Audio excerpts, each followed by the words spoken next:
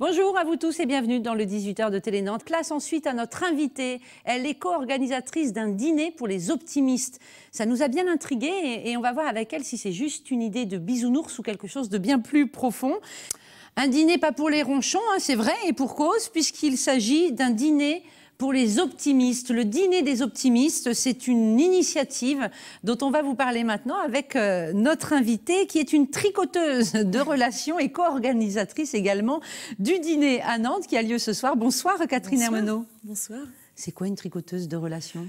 Eh bien, c'est une personne qui adore mettre en lien les gens, les organisations, créer du réseau, créer des opportunités de rencontre. C'est un passe-temps au fond, ou c'est une manière d'être, de vivre, ou c'est un boulot ? C'est d'abord un tic et une manière d'être, et du coup, j'en fais une activité. J'ai choisi d'en faire une activité.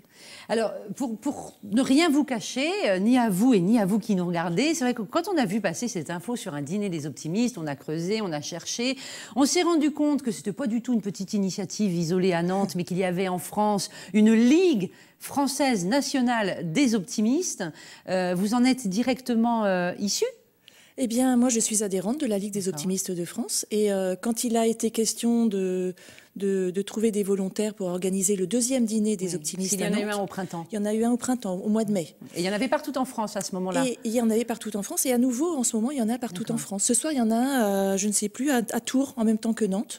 Et il y en a à Avignon, Thionville, Châteauroux, Aix-en-Provence. J'ai été voir sur le site. En fait, il y a plein de dîners des optimistes au mois de novembre. Et alors, cette fameuse Ligue nationale des optimistes, elle a un conseil d'administration. On y trouve des gens tout à fait prestigieux. Éric Emmanuel Schmitt, Éric Orsena, Jean d'Ormesson, Mathieu Ricard, oui, Philippe Gabillet, que j'adore, que je suis beaucoup. Et il y a même France Roch, qui est président de la Ligue des optimistes. C'est quoi, alors ? C'est parti de Belgique, d'ailleurs. Mais je vais pas vous raconter l'histoire de la Ligue des optimistes. Non, mais dites-nous au moins ce qu'est cette Ligue et quel est le fil qu'elle tire et qu'elle tricote, peut-être, d'ailleurs. Aussi, on peut dire ça. En fait, c'est une volonté de remettre dans la société, y compris dans les entreprises, de l'optimisme, parce que c'est une des solutions pour sortir du marasme.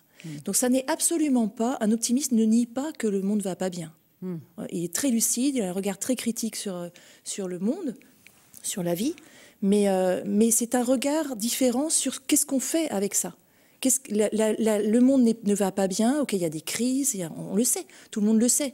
Simplement, il y a deux postures possibles, c'est de dire il y a des crises et ça va jamais s'arranger. Et on est au fond du trou. Et on est au fond du trou et ça n'ira jamais bien. Ou alors une autre posture qui est de dire il y a des crises, ça va pas bien. Maintenant, qu'est-ce qu'on fait avec ça?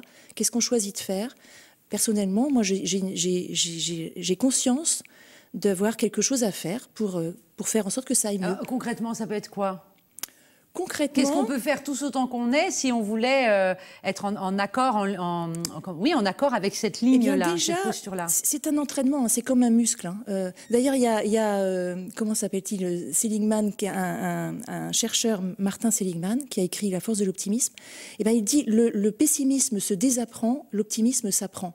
Donc c'est un entraînement. Et il y a plein de petits exercices, moi, que je fais personnellement parce que je m'intéresse à l'optimisme et à la psychologie positive. Par exemple, sourire, c'est bête à dire. C'est bête à dire. Quand vous le dites, on sourit déjà. Mais vous rentrez dans un tramway, un bus, je veux dire, il y a besoin de sourire, hein, parce que sinon on part en courant. Ouais. Et il y a un autre petit truc que j'ai envie de donner, c'est la gratitude. Remercier pour le moindre petit truc qu'on trouve bien. Moi, j'ai un carnet de gratitude sur ma table de nuit. Vous écrivez? J'écris tous les soirs, comme le dit Florence Chervan-Schreiber, j'écris tous les soirs 3 choses que j'ai trouvées sympas dans la journée, qui m'ont fait du bien.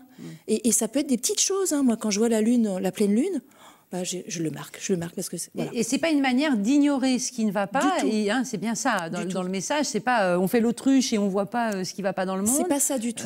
Vous savez, on parle souvent du verre à moitié vide, du verre à moitié plein. Le verre, c'est le même.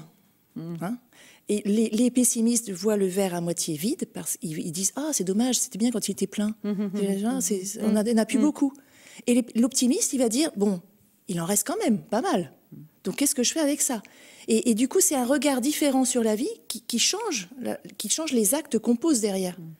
Est-ce que vous n'avez pas peur qu'on porte sur votre démarche et tout ce mouvement un regard un peu désuet, qu'on considère tout ça comme étant un peu désuet? J'employais dans mon introduction le mot bisounours. Oui, je le sais que les gens... Aujourd'hui, c'est presque difficile d'être optimiste dans certains contextes parce que forcément, les gens nous traitent de bisounours. Mais c'est simplement un choix personnel. Et un choix dont chacun est responsable, en fait. Être optimiste, c'est se rendre service d'abord à soi et c'est rendre service à notre environnement et à la société. Maintenant, c'est une question de responsabilité pour moi. On prend ses responsabilités. Moi, j'ai choisi d'être du côté des positifs et de l'optimisme parce que je remarque dans ma vie qu'à force de faire... Je suis dans l'apprentissage, comme tout le monde, mais à force de travailler cet optimisme et ce positif, je vais mieux, je suis en bonne santé et en plus, je pose des actes qui propagent en fait l'optimisme. C'est contagieux l'optimisme, comme le pessimisme d'ailleurs. Alors, avant d'en venir au dîner proprement dit, pour comprendre qui participe et qu'est-ce qui se passe, même si vous n'allez pas tout nous révéler, on a cherché dans notre mémoire, là, ici, à la rédaction, un autre sujet, un autre événement qui pourrait un peu faire écho à ce dîner des optimistes. Bref, un événement qui respirerait l'optimisme. Et on en a trouvé un qu'on voulait vous soumettre, c'était au printemps dernier. Ça se passait dans les rues de Nantes, c'était une opération câlin. Et c'était un reportage d'Olivier Caillé, regardez. Qui va câlin? Qui va câlin gratuit? C'est pourquoi les câlins gratuits? Souvent, quand on vous aborde dans la rue, on va vous demander quelque chose et là, rien. On vous en fera câlin, c'est tout. Alors l'idée, c'est de faire tomber les barrières, comme les gens ont tendance à être renfermés aujourd'hui. Mais en fait, au fond de soi, tout le monde a envie de cette communauté-là, d'avoir un peu de bonheur, d'échanger. Mais en fait, c'est une belle réussite, en tout cas ici, c'est une très très belle réussite. Ça vous plaît le câlin, madame? Ah, j'adore. Ah ouais, surtout, une petite caresse bien agréable. C'est génial, oui, mais j'en profite encore. Moi, j'ai dû avoir un câlin plus grand, moi, et plus long. Allez-y alors. On continue. C'est incroyable, on n'en avait pas parlé avant, je voulais vous faire la surprise. Et en fait, vous venez de me confier que vous étiez distributrice de câlins le plus souvent possible. Je saisis toutes les occasions parce que du coup, il y a des petits groupes qui se forment et je suis dans la liste de diffusion de ces petits groupes. Et dès qu'il y a une occasion, j'y vais. Si je suis disponible, j'y vais. Donc l'esprit qui commandait un peu cette opération câlin, vous y retrouvez aussi? Ah ben complètement. C'est un peu on est dans la même démarche. C'est la même démarche. Ce sont des outils en fait, des moyens de travailler le bien-être. C'est une question de bien-être. Et peut-être de combattre aussi l'indifférence. C'est vrai qu'on est dans un monde aussi où l'indifférence prend beaucoup de place. Un monde anonyme, ça met vraiment mal. Ça met vraiment mal. Dans les entreprises, d'ailleurs, les grands de la Ligue des optimistes, là, Philippe Gabillet et Jean-Philippe Ackermann, interviennent dans des grands groupes. Vous vous rendez compte, ils interviennent dans des grands groupes sur la notion d'optimisme. Pourquoi? Parce que des chefs d'entreprise, des chefs d'équipe, des managers, des cadres, s'ils ne sont pas positifs et optimistes, ils ne vont pas mener leurs équipes de la même façon. Et donc, l'entreprise ne va pas s'y retrouver de la même façon. Donc, il faut absolument retrouver ce chemin-là. C'est important pour tout le monde. On est pour tout le monde. Plus productif quand on est joyeux. Évidemment, on est plus créatif. Et créatif. On est plus en lien, donc on se sent mieux. On ne va pas reculer au boulot parce qu'on se sent dans un monde plutôt sympa, convivial. On va discuter, on va partager des choses autrement. Et du coup, on va partager aussi des ressources. C'est un petit peu moi ce que j'enseigne dans les entreprises. Partager des ressources, réseauter en entreprise, c'est partager des ressources et être plus efficace. Mais du coup, on est moins dans un contexte anonyme et du coup, on se sent mieux. On a plus le sourire. Et tout ça, c'est un cercle vertueux. Hein. Alors, le dîner, on va le dire tout de suite, il n'y aura pas d'infos pratiques à vous communiquer parce qu'il a lieu ce soir, là, tout de suite après. Il est archi complet. Il est archi complet. Ça se passe au restaurant San Francisco, tout à la sortie de Nantes, en bord de Loire, sur Nantes-Est. Bon, voilà, donc pas d'infos pratiques à vous donner, c'est bouclé. Mais ça vous donnera des idées pour les prochaines fois. Voilà. Qu'est-ce qui se passe? À part dîner et manger, vous allez faire quoi? Parce que vous êtes nombreux, à 83. 83, aux dernières nouvelles, en espérant qu'il n'y en ait pas trop qui se pointent sans avoir alors, prévenu. vous allez manger et puis... on va manger, on va prendre le temps de manger. On ne va pas manger tout d'un coup comme ça. Et on va avoir des petites animations. On a concocté un petit programme d'animation joyeuse, ludique, et qui font... Enfin, le but, c'est de faire réfléchir à l'optimisme. Parce que les gens qui viennent, il y a des gens qui sont optimistes d'avance. Il y a des gens qui qui ont été interpellés peut-être par le dîner des optimistes. Donc, ils viennent un peu par curiosité. Qui viennent un peu par curiosité et du coup qui vont peut-être avoir un déclic, qui cherchent peut-être un déclic pour travailler cet optimisme-là et devenir de plus en plus optimiste. Et donc ce qu'on va faire comme animation, c'est un objectif aussi de réfléchir autour du thème. Alors j'essaye de me limiter parce que je voudrais que la surprise soit totale. Réfléchir à cette notion d'optimisme et se positionner. Est-ce que moi, j'en suis où là-dedans? Est-ce que je suis... Alors moi, je suis optimiste. De toute façon, ça y est, c'est bon. C'est comme ça, oui. Et je continue. Et puis d'autres vont dire, ah ouais, non, j'ai quand même des progrès à faire et je vais peut-être avoir des pistes. Donc voilà, c'est l'occasion de commencer un chemin. Et qui sont ces 83 personnes? Alors, en gros, parce que vous êtes 3 co-organisateurs pour ce dîner nantais. Est-ce que je peux dire leur nom? Bien sûr. Parce qu'il y a Christiane Meyer qui est formatrice en yoga du rire et qui d'ailleurs à 19h propose un atelier découverte. Donc ça s'est très vite rempli, il y a 30 participants. Donc elle propose un atelier découverte. Il y a Florence Perrichot qui que je connais bien. Que vous connaissez. Mais qui vient du secteur de l'action sociale. Oui, Florence oui, Perrichot, oui. Qui est psychologue, coach et tout à fait, spécialisée dans le management, la mobilité professionnelle, le développement personnel. Et puis il y a moi. Et donc on est toutes les trois femmes. C'est vrai qu'il y a beaucoup de femmes. Hein. Je note ça, je dis comme ça, mais on va pas aller plus loin. La question c'était est-ce que les 83 personnes, d'abord, est-ce que ce sont que vos copines? Non. Est-ce qu'il y a des hommes? Est-ce que comment les gens le premier dîner des optimistes, le premier dîner des optimistes était organisé par le réseau Germe, le réseau de chefs d'entreprise Germe.